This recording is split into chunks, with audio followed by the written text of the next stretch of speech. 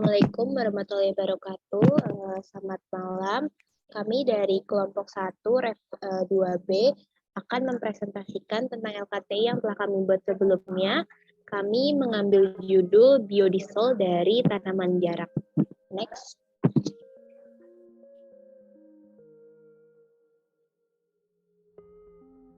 Untuk anggota kelompok 1 yaitu terdiri dari Dimas Hardian, yang kedua Ahmad Hanif Yanuar, yang ketiga saya sendiri Rasyaulina Puri, dan yang terakhir yaitu Wahyu Al-Hafiz.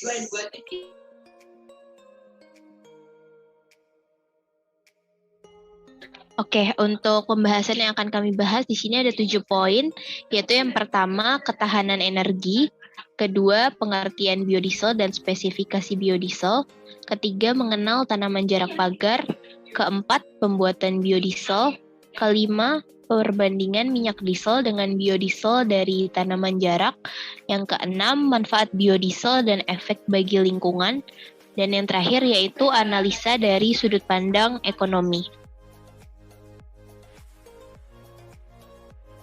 Oke, untuk yang pertama di sini akan dibahas tentang ketahanan energi, yaitu kebutuhan bahan bakar diesel di Indonesia. Next slide. Jadi bisa dilihat pada tabel di sebelah kanan ini, berikut adalah kebutuhan bahan bakar diesel dari tahun ke tahun. Dari tahun 96 sampai tahun 97, kebutuhan solar itu mencapai 19,3 juta kiloliter. Sedangkan pada tahun 97 sampai 98 yaitu 22 juta kiloliter. Dan pada tahun 99 sampai tahun 2000, impor BBM dalam negeri itu bisa mencapai 31.707 juta kiloliter.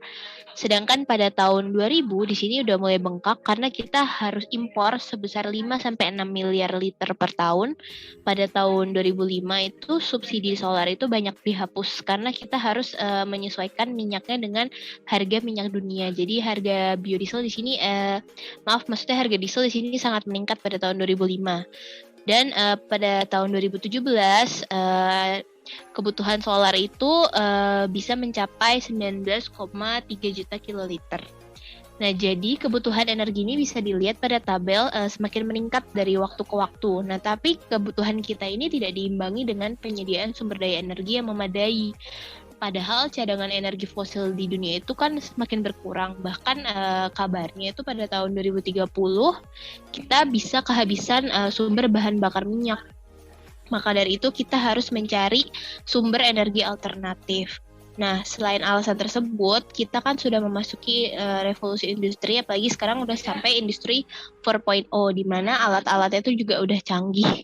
Dan misalkan pada perkembangan industri itu kan biasanya memakai alat-alat atau mesin-mesin yang tentunya butuh bahan bakar diesel. Nah, dari kegiatan industri itu, kebutuhan diesel kita juga semakin meningkat. Nah, makanya kita harus beralih ke energi alternatif. Salah satunya adalah biodiesel. Next.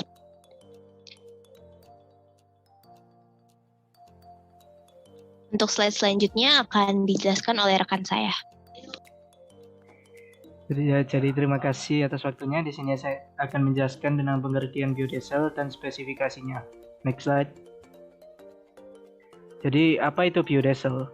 Biodiesel atau biasa disebut dengan methyl ester merupakan sumber energi yang dapat diperbarui karena terbuat dari minyak tumbuhan atau lemak hewan dan tidak mengandung sulfur dan juga tidak beraroma. Pembuatan biodiesel dapat dihasilkan dengan mereaksikan minyak tanaman dengan alkohol menggunakan zat basa sebagai katalis pada suhu dan komposisi tertentu, sehingga akan dihasilkan dua zat yang disebut alkyl ester atau biasa disebut dengan metil atau etil ester dan gliserin atau gliserol.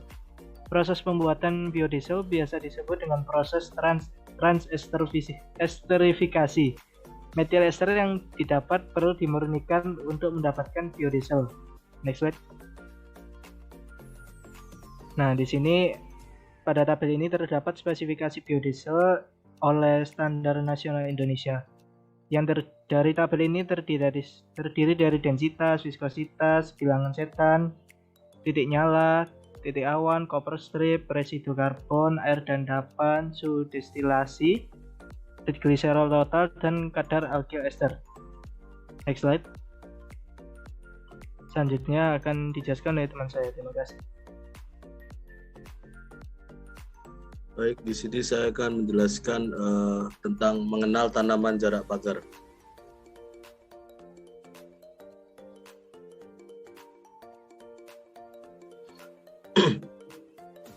Jarak pagar merupakan tanaman semak yang tumbuh cepat dengan ketinggian mencapai 3-5 meter. Tanaman ini tahan kekeringan dan dapat tumbuh di tempat dengan curah hujan 200 hingga 1.500 mm per tahun.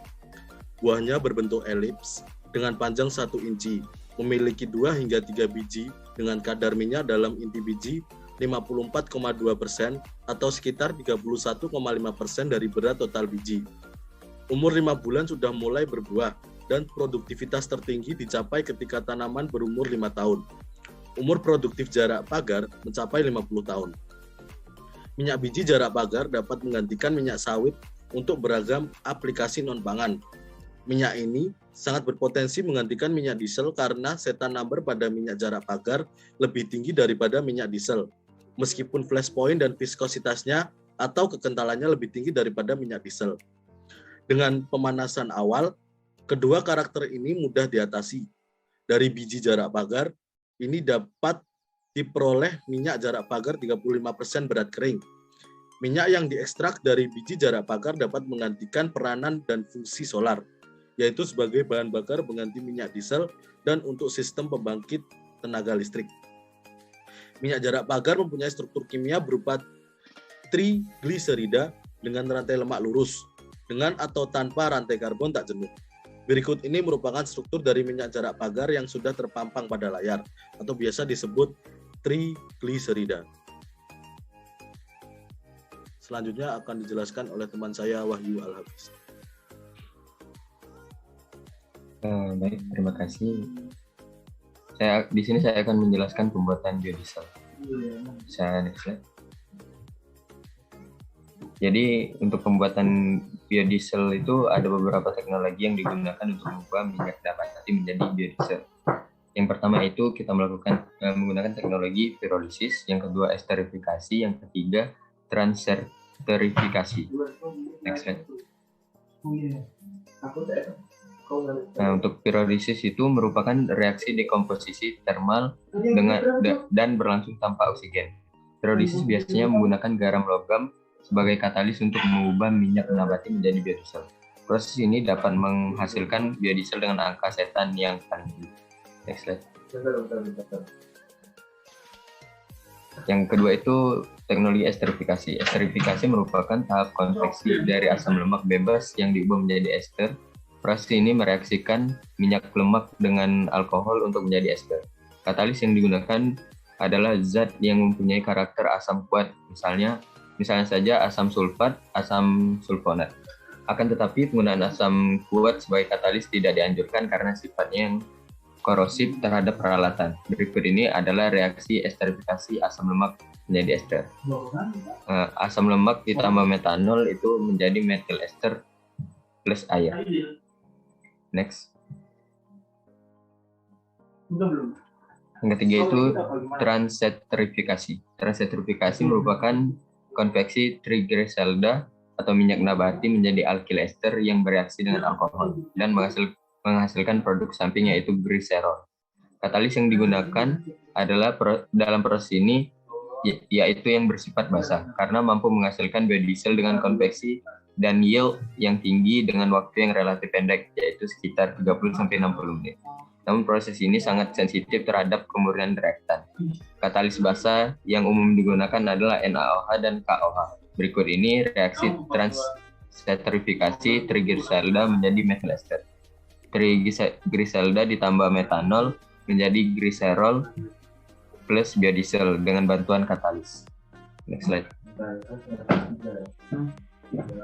Nah, di sini saya akan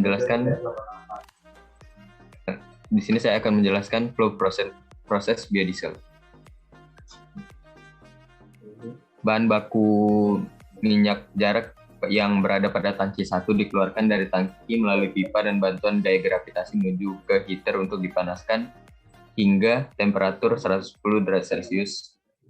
Hal ini dilakukan agar air pada minyak jarak menguap karena sifat dari air yang mudah bereaksi dengan katalis asam maupun basa yang dapat mengakibatkan lambatnya kerja katalis. Proses pemanasan ini juga dikarenakan struktur dari minyak jarak yang berupa semi padat sehingga dapat dipanaskan agar tidak melepuh. Lalu didinginkan menggunakan kondenser hingga temperatur 60 derajat Celcius agar minyak jarak tidak kembali membeku. Kemudian minyak jarak dialirkan dengan bantuan pompa menuju reaktor 2. Dalam reaktor 2 ini, minyak jarak dicampur dengan metanol yang dari tangki 2 dan katalis asam sulfat H2SO4 dari tangki 3 yang sebelumnya telah dilakukan pengadukan dalam reaktor 1 dan kemudian dialirkan melalui pipa dengan bantuan pompa menuju reaktor 2. Di dalam reaktor 2 itu terjadi proses esterifikasi pada temperatur 60 derajat Celcius menggunakan pengadukan dengan kecepatan 300 rpm. Perbandingan yang digunakan antara minyak jarak dan metanol adalah sebesar 1:6, dengan hasil konveksi mencapai 65%. Pada dinding di luar reaktor dipasang jaket pendingin agar temperatur selama proses bisa dijaga konstan dan metanol tidak menguap. Setelah itu keluar dari reaktor 2 dialirkan melalui pipa dan dibantu pompa menuju ke separator 1 untuk memisahkan hasil proses reaktor 2 yang berupa metil ester, minyak jarak, air, katalis, dan sisa metanol yang menjadi metil ester plus minyak jarak plus uap metanol pada bagian atas separator 1 dan sisanya berupa H2SO4 dan H2O terpisah menuju ke bagian bawah separator. Produk bawah dari separator ini kemudian dialirkan menggunakan pipa menuju ke tangki 7. Sebelum dilakukan tindakan selanjutnya bisa di recovery untuk menghasilkan H2SO4 pekat. Terus produk metil ester dan minyak jarak hasil pemisahan pada separator 1 kemudian dialirkan menggunakan pipa dengan bantuan pompa menuju reaktor 4 untuk melakukan tahap transeterifikasi. Sebelumnya metanol dan katalis basa KOH dihomogenkan dalam reaktor 3 sehingga terbentuk kalium metoksida. Senyawa inilah yang dialirkan menuju reaktor 4. Dalam reaktor ini terjadi proses pencampuran metil ester dan minyak jarak dengan kalium metoksida selama kurang lebih 2 jam dengan temperatur 58 sampai 65 derajat Celcius. Reaktor 4 ini dilengkapi pemanas dan pengaduk, yaitu saat pemanasan juga dilakukan pengadukan dengan kecepatan kurang lebih 300 rpm. Dengan tujuan panasnya itu merata. Hasil akhir dari reaktor 4 ini adalah metil ester dan konveksi sekitar 94 sampai 98%. Terus habis dari reaktor 4 kemudian dialirkan ke separator 2 untuk memisahkan glycerol dan metil ester dengan pengendapan. Glycerol akan berada pada lapisan bawah karena berat jenis yang lebih besar dari metil ester. Kemudian glycerol dipisahkan dan ditampung ke tangki 8. Metil ester diambil untuk melalui proses pencucian. Metil ester hasil kerja separator 2 ini kemudian dialirkan ke alat washing untuk menghilangkan senyawa pengotor dan yang tidak diinginkan seperti glycerol dan metanol. Temperatur pencucian ini dilakukan sekitar 55 derajat Celcius. Pencucian dilakukan hingga tercapai pH campuran normal yaitu sebesar 6,8 sampai 7,2. Setelah dilakukan pencucian pada metil ester, keluarnya akan dialirkan menuju ke dryer untuk menghilangkan kadar air dan metil ester dengan lama waktu kurang lebih 10 menit pada suhu sekitar 130 derajat Celcius. Proses pengeringan ini dilakukan dengan cara memberikan panas secara sirkulasi, di mana ujung pipa sirkulasi ditempatkan di tengah permukaan cairan pada drying. Tahap akhir adalah mengalirkan metil ester yang telah dikeringkan menuju ke alat filterization atau proses filtrasi untuk menghilangkan partikel-partikel pengotor biodiesel saat proses pembentukan berlangsung seperti karat atau kerak dari dinding reaktor, kerak dari dinding pipa, ataupun kotoran dari bahan baku yang digunakan. Filtrasi ini dilakukan dengan menggunakan filter berukuran 10 mikro. Metil ester yang telah difiltrasi ini kemudian ditampung ke tangki 6 yang telah menjadi produk akhir yaitu metil ester atau biodiesel. murni yang siap digunakan sebagai campuran solar ataupun digunakan sendiri sebagai bahan bakar. Mungkin itu penjelasan saya, selanjutnya akan dilanjutkan oleh Mas.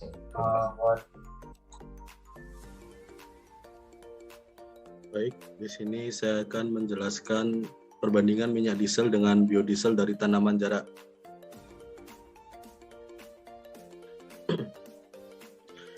Minyak jarak merupakan komoditi yang berpotensi dikembangkan untuk mengurangi konsumsi BBM karena dapat digunakan sebagai bahan baku pembuatan biodiesel. Karena sudah banyak aplikasi dari minyak jarak yang sudah bisa menggerakkan generator pembangkit listrik guna menggantikan minyak diesel. Kandungan yang ada dalam minyak diesel dan minyak jarak tidak berbeda jauh, kecuali minyak jarak mempunyai kandungan sulfur yang lebih rendah dan mempunyai nilai setan yang lebih besar daripada minyak diesel.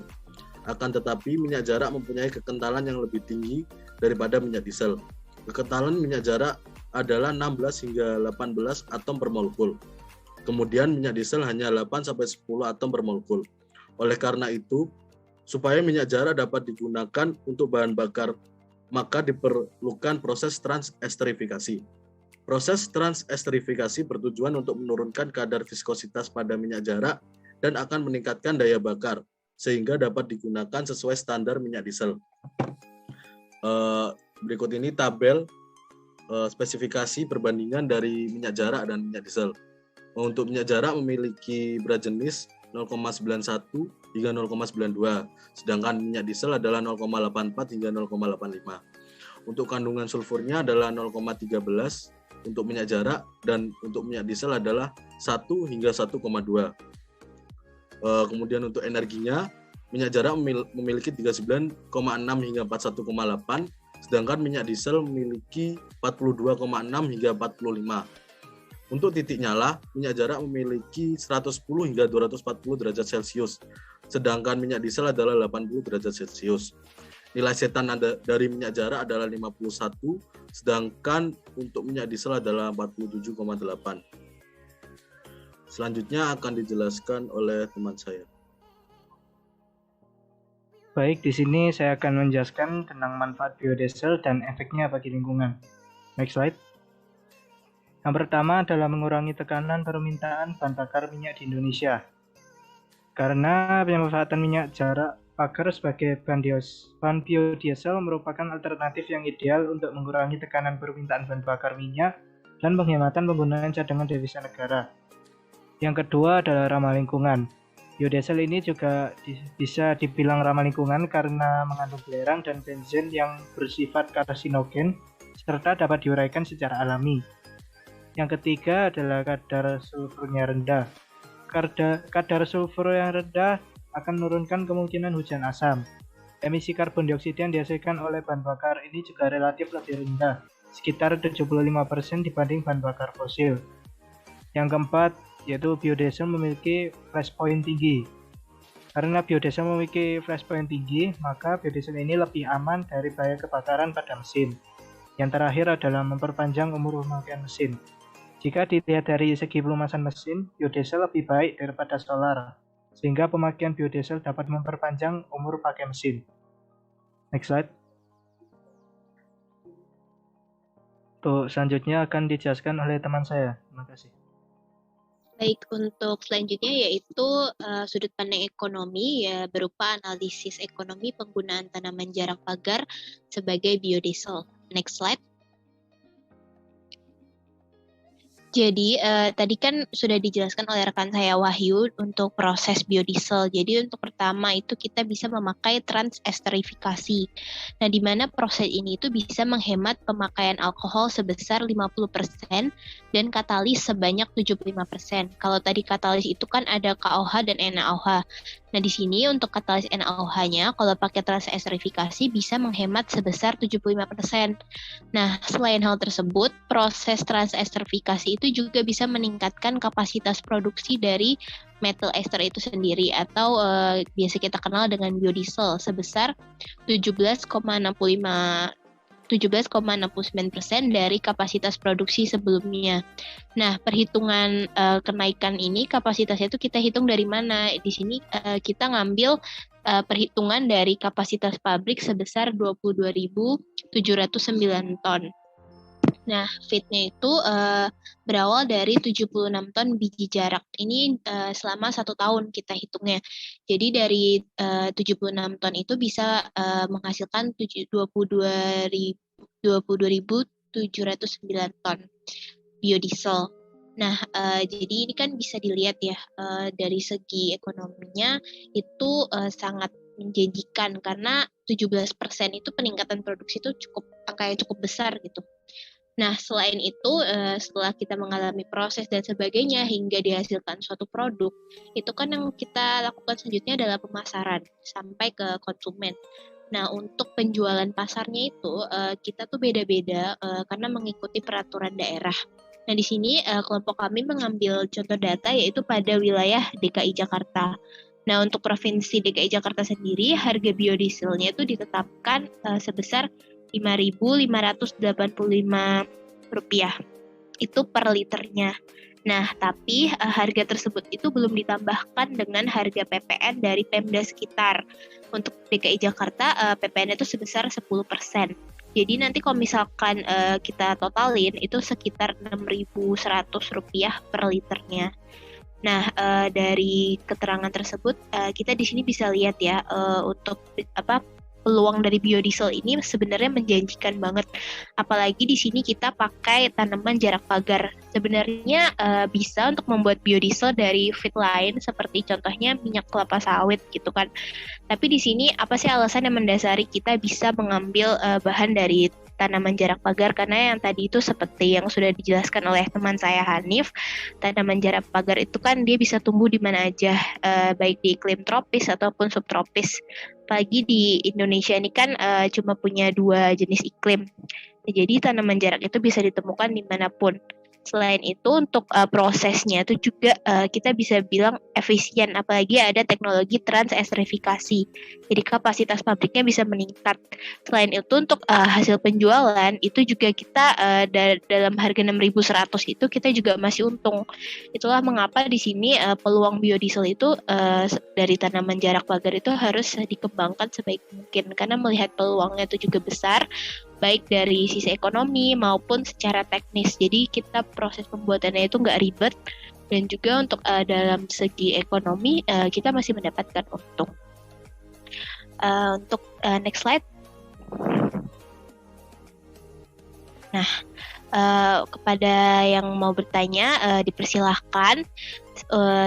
Berikut juga sekaligus menutup presentasi kami pada malam hari ini. Kami selaku kelompok 1 mengucapkan mohon maaf apabila selama penyampaian materi terdapat kesalahan kata ataupun kesalahan dalam materi yang akan kami perbuat. Semoga ini bisa menjadi evaluasi kami untuk ke depannya. Wassalamualaikum warahmatullahi wabarakatuh.